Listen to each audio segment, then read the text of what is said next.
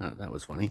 I just had an interesting conversation with the only professional scientist I know, who I know on just a random basis to someone I talk to on the trails on the dog walk. He's a professional scientist involved in climate change and looking at ice cores. And we've had a discussion. He taught me about fern. I'd never heard of it. He said looking at fern, it's just about ice and layers of snow, snow becoming ice, becoming layers, and there's a layer called fern, and then there's a boundary layer, and the fern is the loose, fluid snow, and then there is an area where it becomes ice solid. So there's a modulus shift. And so it's a fascinating way of examining spherical forces, I've realised. And I just saw him. And so in explaining the model to him, I've just realised how the thermocouple idea now works. The inevitability of the cosmic microwave background proves the Earth's the centre of the universe. Okay, centre of a toroidal field where the two poles, where the donut meets, are tiny.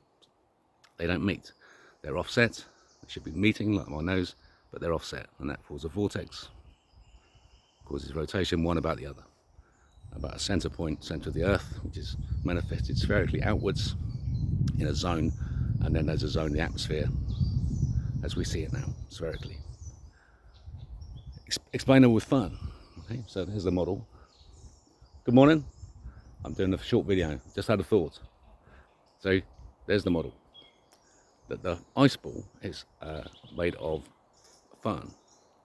So the surface of an ice ball is made of fern, and that loose material goes to a surface, and that surface is ice. So you go, okay, right, ice ball surrounded by snow.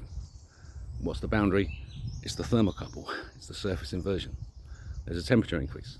So that there is a shift in temperature from the center to the outside, and it is hotter on the inside because of the compression that's taking place that the ice is doing work, creating heat, and that's moving to the outside where the melting is taking place. So there's a boundary of, if it's existing, and it is existing, that boundary is somewhere inside. That's the inversion point of temperature exchange. So the boundary occurs where the inside surface temperature and the outside surface temperature are inverted. And the hotter and colder are the other way around, and the hotter is on the outside.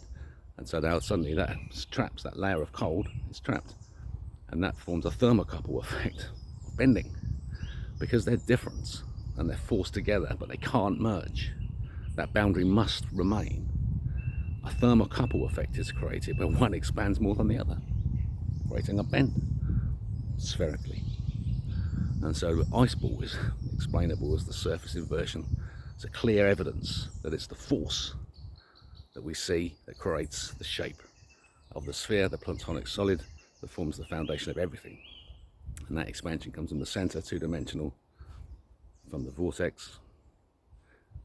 Motion of the two poles not meeting creates a two-dimensional disc, which goes three-dimensional sphere, which is four-dimensional, it's in time, five-dimensional, creates life. And the two are eternal and go on forever, proving eternal life. Okay, so this is where we are at today, my friends. Just by listening to the message of Christ, really surrendering to God. Today, the world changes for you, and we exist where we always have existed. The center of the universe, deep nestled in the bosom of God's love. Welcome home. Welcome home. Follow the Rebel King.